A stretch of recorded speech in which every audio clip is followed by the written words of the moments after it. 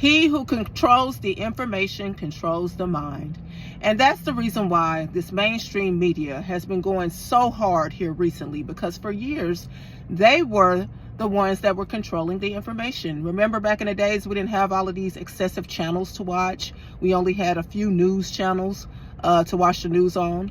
But now we have something called social media that is under attack right now, because it's showing us things that should be in our mainstream news, but it's not.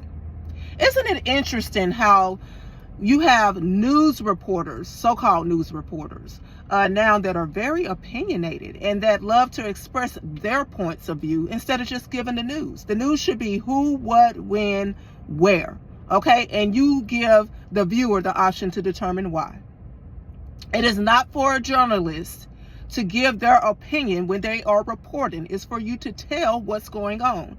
But when you have a society that we're living in now, where you had a previous president that was a politician for decades, okay, that has reportedly been linked to a lot of corruption, that pardoned several family members, including his son, and the news media don't want to talk about stuff like that, but yet they'll keep this rhetoric going about Trump ever since he became a political figure. Because for those that don't know, like I've said on several occasions, Trump was in the media for decades prior to entering political office, and the media had him up in a great light.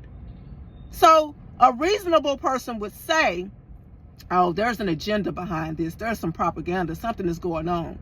Because how is it that if this person was all these bad things for 30 years, he was in the media before he became a politician, and y'all never once reported on that, really?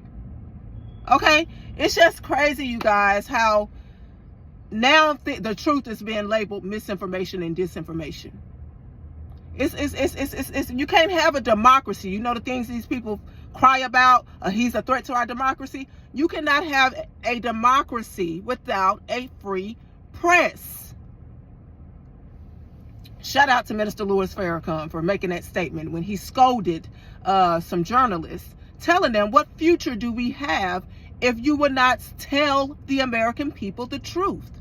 And said that it was a hell of a betrayal to us, the American people, that we are not being given the truth. How is it that I can watch news in Australia and I get news from them and I can't get it from my own country? Because it would be labeled conspiracy theorists and this. Because there's an agenda behind it. Come on, people. We need to wake up.